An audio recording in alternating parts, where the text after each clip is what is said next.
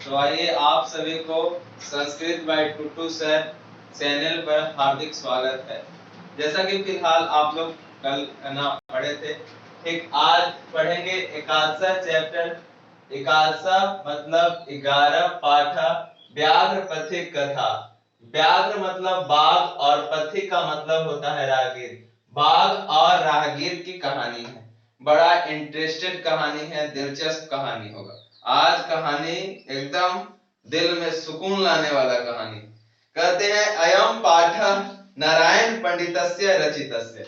इस पाठ के लेखक नारायण पंडित। इस पाठ के लेखक कौन है? नारायण पंडित। कहेगा व्याघ्र पथिक कथा के रचनाकार कौन है? नारायण पंडित है। हितोपदेश नामकस्य नीति कथा ग्रंथस्य मित्रलाभ नामक खंडात संकलिता। यह कहानी हितोपदेश से लिया गया।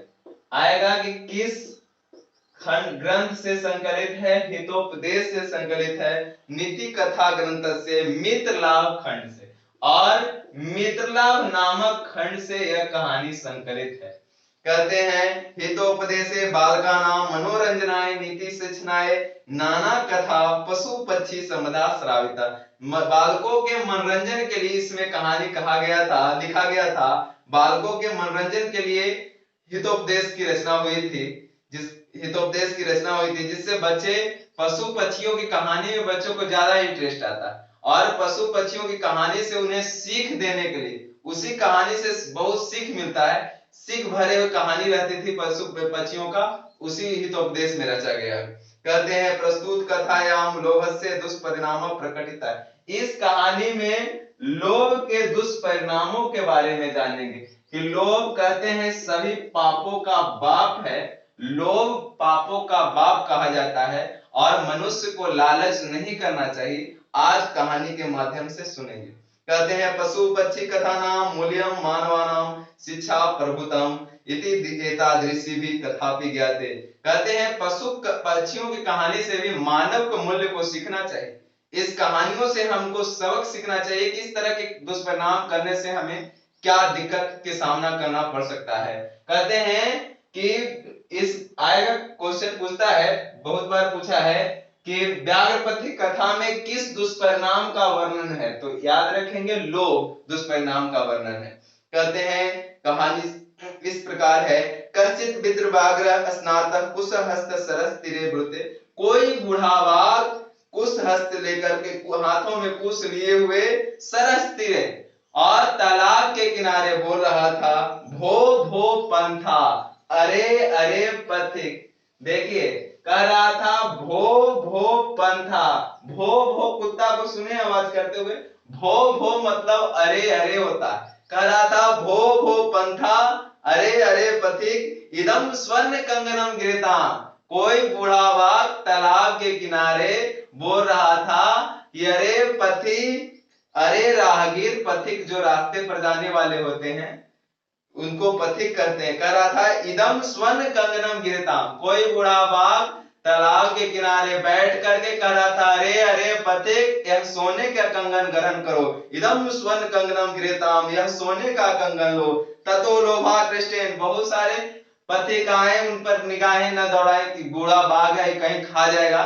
लेकिन एक पथिक जो था वो इसके लोभ में आकृष्ट हो गया। कहते हैं ततो लोभाकृष्टेन केच पांथे आलोचितम भागेना संभवति। एक पथिक जो था उसको लोभ आ गया इस सोने के कंगन से, और वो लोभ में आकृष्ट होकर, लोभ के जाल में आकृष्ट होकर सोचता है कि भागेना संभवति, भाग्य से ऐसा है, लगता है कि आज जतरा एकदम चरचरा रहा, जिसके कारण आज भोरिए भोरिए सुबह सुबह हमको है ना सोने का कंगन मिल रहा है। वो अपने आप को फूले न समा रहा था कि त्वम आत्मीन संदेह प्रवृत्तन विदेया। कहते हैं उसके अंदर कंफ्यूजन चल रहा था कि सोना का कंगन मिलेगा हमको कि नहीं मिलेगा, आत्म संदेह चल रहा था। कहते हैं अनिष्टा अधिष्टा लाभे न गति जानते शुभा यत्रास्ते विसंसर्गो अमृतव अमृतम तत्पी मृतवे। कहते हैं अनिष्ट और इष्ट, अनिष्ट कार्यों के करने के पहले, कोई भी कार्य इष्ट है या अनिष्ट है, हित है कि अनहित में होगा, कोई भी कार्य करने से पहले मनुष्य को सोच लेना चाहिए। क्योंकि यत्रास्ते विसंसर्गो अमृतवम तत्पिमितवे, यह विष के संसर्ग में अमृत भी रहने पर भी अमृत अमृत नहीं विष हो जाता। अगर विष के प्याला में अमृत रखा जाए, विष के साथ अमृत रखा जाए तो अमृत अमृत नहीं विष में तब्दील हो जाएगा, रिएक्शन करके विष में तब्दील हो जाएगा। क्योंकि यहाँ पे अमृत से सोने की कंगन की तुलना की गई, अमृत से सोने के कंगन की तुलना की गई और बाघ को विष से सूचित किया गया, विष से इसकी तुलना की गई है और सोने के कंगन को यहाँ पे आपको अमृत से तुलना किया गया है। और अमृत अभी किसके पास में है? बाघ के पास है। तो समझिए एक खतरनाक चीज है, इसीलिए कोई भी कदम उठाने से पहले आदमी को सोचना चाहिए, ना कि एक खतरा हो सकता है इससे या फायदा हो सकता है। कह रहा है किंतु स्वार्थ अर्जने प्रवृत्ति संदेह एवं तत् निरूपयामि तावत् प्रकाशम ब्रूते। कहते हैं वो संदेह को थोड़ा छोड़ करके जो पथिक था वो प्रकाशम ब्रूते जोर से कहता है कुत्र त्वम कंगनम, तुम्हारा कंगन किधर है? व्याघ्रो हस्तम प्रसारे दर्शयति। तब कोई जो पथिक था अब संदेह को हटाता है, कहता है छोड़ो, कस के पूछता है ना, जोर से पूछता है कुत्र तब कंगनम, तुम्हारा कंगन कहाँ है? व्याघ्रो हस्तम प्रसारे दर्शते, बाघ हाथ प्रसार करके दिखाता है। व्याघ्रो हस्तम प्रसारे दर्शते, बाघ देखता है लो एक सोने का कंगन है, बाघ अपने हाथ प्रसार के दिखाता है। पांथो अवदत कथम मारत्मकै त्वयि विश्वास। तब पथिक बोलता है कहीं तुम हमको मार के खा जाओगे तब कैसे हम विश्वास कर ले कि तुम हमको सोने का कंगन दे दोगे? व्याघ्र उवाचा, तब बाघ बोलता है सुनो रे पांथ, सुनो रे पथिक, प्रागेव यौवना दशायाम अति दुर्विस्तम आसम। कहा कि मेरी जब जवानी थी तो कई नादानी कर बैठे थे, जब मैं युवा अवस्था के था तो कई गायों को कई मनुष्यों को हमने वध कर दिया था। करायने का गो मानुषा नाम बांध में पुत्रा मृता दारा च वंशहीना चासम। हम जब युवा थे तो कई गायों कई मनुष्यों का वध किया, जिसके कारण इतना घोर पाप हम पे बीता, इतना घोर पाप लगा कि मेरे बाल बच्चे तो मरे ही मरे, मेरे पत्नी भी मर गई, दारा भी गुजर गई। दारा का मतलब पत्नी, प्रिया दारा ये पर्यायवाची है, संस्कृत में कहे जाते हैं पत्नी को। कहा कि मैं वंश विहीन हो गया, निर्वंश हो गया, मेरे इतने पाप लगा कि पूरे वंशहीन हो गया। ततः केचित धार्मिक आदिष्ट, तो कोई धार्मिक व्यक्ति से हमने सुझाव लिया कि बताओ हमारे पुत्र तो मर ही गए, साथ साथ पत्नी भी मर गए, ऐसा हमारे साथ क्यों हुआ, ऐसा घटना हमारे साथ क्यों घटा? तो कोई धार्मिक व्यक्ति कहा तुमने घोर पाप किया है, अपने युवा अवस्था में कई मनुष्यों का कई गायों का वध किया है, जिसके कारण तुम्हें घोर पाप लगा है और इसीलिए तुम्हारे पुत्र और पत्नी मर गए, इसलिए इस जन्म में नहीं अगले जन्म में भी मरेंगे। तब बात कर रहा है कि हम डर गए और वो धार्मिक व्यक्ति उपदेश दिया, क्या उपदेश दिया? दान धर्म के हम चरतु भगवान, अगर पाप कमाना चाहते हो, पाप को कमाना चाहते, पाप को घटाना चाहते हो, कम करना चाहते हो, कमाना चाहते हो, तो आज से दान धर्म करो। तत् उपदेशम अहम स्नानशीलो दाता वृद्ध गलित नख दंतो विश्वास न भूमि। कहा उसके बाद हम उसके बाद दान पुण्य करने लगे। अगर तुमको विश्वास नहीं है तो देखो मेरे मारने वाले जो हथियार है, नाखून है, वो नाखून करा है, वृद्ध गलित नख दंतो, नख भी है जो एकदम कवरा हुआ है, नख भी है जो भंगुराया हुआ है, टूटा हुआ है। कहते हैं दांत भी सब है ना हिला हुआ है, टूटा हुआ है। कहते हैं कथम न विश्वास, कैसे मार सकते हैं? ना नख है मेरे पास, ना दांत है, ना दंत है, ना नख है, तो मारेंगे तुमको कैसे? मैं अच्छा धर्मास्त्र शास्त्र अधितानी सुनो। कहा कि सुनो, इतना पर भी बिलीव नहीं हो रहा है तो सुनो रे पांथ, दरिद्रान भय कोतेय महाप्रेश्वरे धनम व्याधितो सद्यम निरुजस्य किम औषधे। कहता है दरिद्रान भय कौन्तेय, ये गीता में श्री कृष्ण ने जो अर्जुन को उपदेश दिया है, कौन्तेय को उपदेश दिया है, वो उपदेश यहाँ दे रहा। देखो बाघ के चालाक, बाघ कर रहा है सुनो रे पथिक, इस पर भी विश्वास नहीं है तो सुनो दो फॉर्मूला तुमको देते हैं।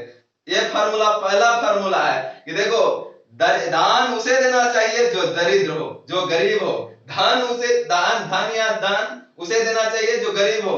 भोजन उसे देना चाहिए जो भूखा। अब जो भर पेट खैले है ओकरा दोगे तो उसके लिए क्या है? भोजन कुछ नहीं है, तुच्छ है ना। और कोई भूखा है दिन भर से छटपटा रहा है, उसको भोजन दो, किसकी कितना तृप्ति मिलती है उसे, है ना। तो भोजन उसे देना चाहिए जो भूखा हो, दान उसे देना चाहिए, दान उसे देना चाहिए जो गरीब हो, निर्धन हो, और औषधि उसे देनी चाहिए, कह रहा है निरुजसे की औषधि, और औषधि उसे देनी चाहिए जो बीमार। अब रोगी को तो देना चाहिए औषधि, यानी ये नहीं कि निरोगी को दोगे तो और हर्जा कर जाए। बाघ बहुत खतरनाक फॉर्मूला बता है ना, अपना विश्वास जमाना चाह रहा है, उसके दिल पे विश्वास जमाना चाह रहा है। अगला श्लोक एक और बोलता है, दातव्यम इति यददानम दीयते अनुपकारणे देशे काले च पात्रे तद्दानम सात्विकम विदु। कहा कि सात्विक दान उसे कहा जाता है, सात्विक दान उसे कहते हैं जो दान, सात्विक दान उसे कहा जाता है जो दान देश, काल एवं पात्र के अनुसार दिया जाता है। और ये तीनों म्यूचुअल है तुम्हारे में। देश भी हमारे देश के हो, समय भी एक समय देने का जो होता है, दान देने में तीन चीज देखा जाता है, देश, काल और पात्र। और ये तीनों तुम्हारा से मैच कर रहा है, तीनों म्यूचुअल है तुम्हारे, ये तीनों नेचर म्यूचुअल हो रहा है, इसलिए हमको पूरा मन कर रहा है तोड़े देने के लिए सोना के कंकड़। और पति उसके लोभ में आकृष्ट हो जाता है, उसके बातों से वशीभूत हो जाता है, उसके बात के जाल में आ जाता है, फंस जाता है। कहते हैं तद्रस्ता, सुनकर कहते हैं दान तीन तरह से आएगा क्वेश्चन कि सात्विक दान क्या है या वास्तविक दान क्या है, तो कहेंगे जो दान देश, काल एवं पात्र के अनुसार दिया जाता है उसे सात्विक दान कहते हैं। कहते हैं तदत्तर सरसी स्नात्वा स्वर्ण कंगनम गृहाण, और बूढ़ा बाघ के कथनानुसार पथिक न समय गवाए हुए, बिना समय गवाए हुए, न सोचे न समझे उस तालाब में कूद पड़ता है। कहते हैं ततो यावदसो तज्वतः प्रति से लोहास्त्र स्नातुम प्रविशति, स्नान करने के लिए प्रवेश कर गया उस तालाब में। तत् महापंके निमग्न, क्योंकि बाघ का चैलेंज था जो हम बताना भी भूल गए।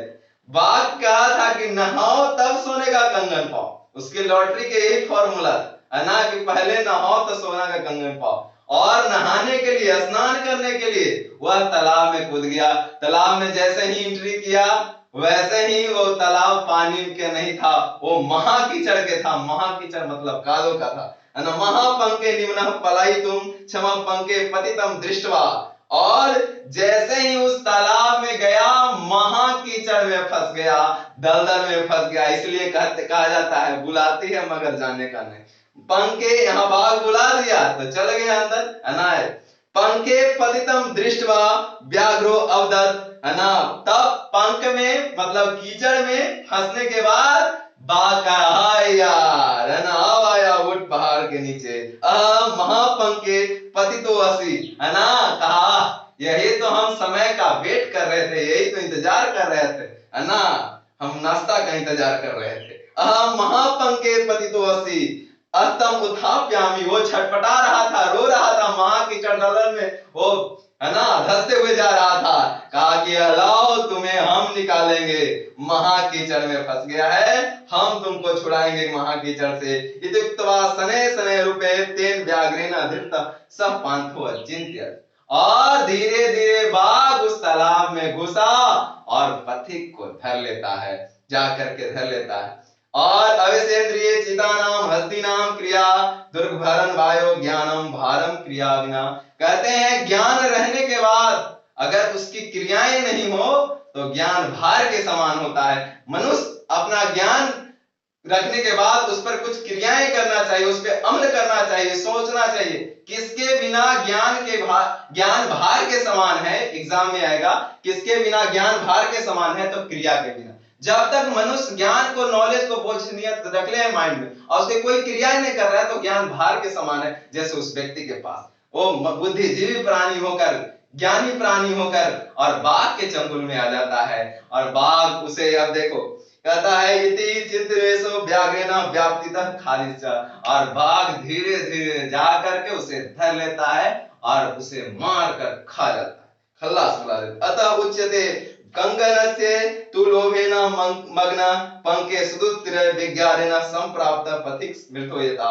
और लोभ के मग्न में आकर, लोभ के वशीभूत में आकर जिस तरह से पथिक मारा गया, ठीक ऐसा लोभ करने से आदमी के प्राण संकट में पड़ सकते हैं। इस लेसन से, इस पाठ से हमें यही सीख मिलती है कि हमें लोभ के जाल में नहीं फंसना चाहिए। तो एक चैप्टर कैसा लगा, यह पाठ, यह कहानी कैसा लगा, कमेंट सेक्शन में जरूर बताएं। फिलहाल इतना।